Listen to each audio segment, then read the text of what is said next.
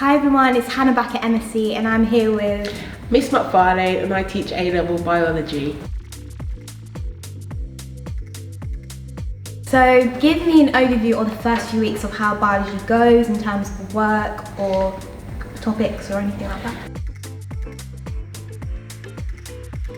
A-level biology opens up the world of lots of biology that students just didn't have any idea of at GCSE. You look at cells, the different structures that you find in cells that are not visible to the naked eye. You look at biological molecules, the importance of these biological molecules. You look at testing for these biological molecules, a lot of practical skills as well. There's quite a bit of maths in A-level biology as well. It's a really fantastic course. In the first few weeks, you'll probably be quite amazed and quite excited about what you're learning.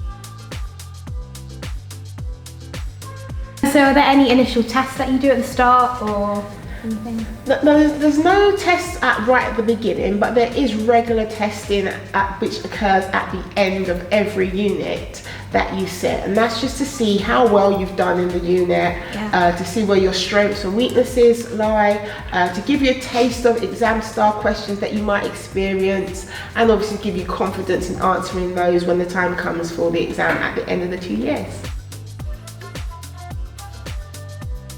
So what type of homework do you get? Is it a lot of reading, essays? Or? There is a lot of reading in A-level biology to be done, and that's to broaden your horizons and hopefully to give you a greater appreciation of the biology that you're actually studying. There's a lot of application homework. So we do a lot of learning of concepts in the first few weeks, and then we try to apply those to different scenarios just to get your investigative thinking ready.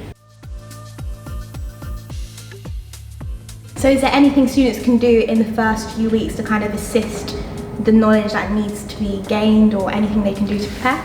I think that they should go over what they did at GCSE and have a look at those revision guides for GCSEs, because although A-level is new, a lot of the concepts that you will be looking at are building on what you did at GCSE, and a lot of the skills that you're going to need are those which you needed at the top end of GCSE. So I think in preparation for the course, it's really worthwhile going over the GCSE material and looking at the skills you used. The first term very different from the rest of the year, because I feel like the work does graduate as you go along, but is it vastly different? It does get harder because you're building upon the new concepts that you learned, and you'll be asked to apply the information and the learning that you gained at the beginning of the course to the end of the course and in different areas. So there's a lot of links that you have to make. So initially it might be a bit of content because you'll be introduced to subjects and or subject areas and the parts of biology you're not familiar with or you haven't come across before, but then you have to start making the links and application. So do you suggest people rest on the half term, or maybe not? No, I don't. Well, there has to be some rest, but when you are, studying for an A-level like biology, it's really important that you do stay on top of things.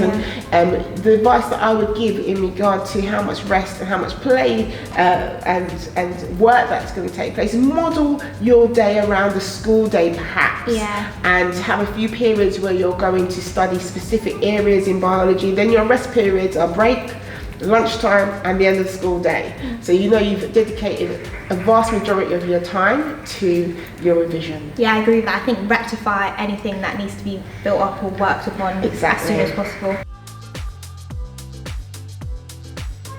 So how can students optimise their independent study? Is there any specific websites that you recommend, or any books or a method or anything like that? A lot of the books that we use, or one in particular that we use, have a lot of information around biology outside of the curriculum, and we usually direct students to using that, to reading it, gaining knowledge outside of the curriculum, and then answering application questions around those assignments. So they're using what they've learned in school to answer questions on concepts that are in the wider world of biology. Thank you for listening to our video on biology A-level, and we hope we've helped you in any sort of way. So basically, you're welcome.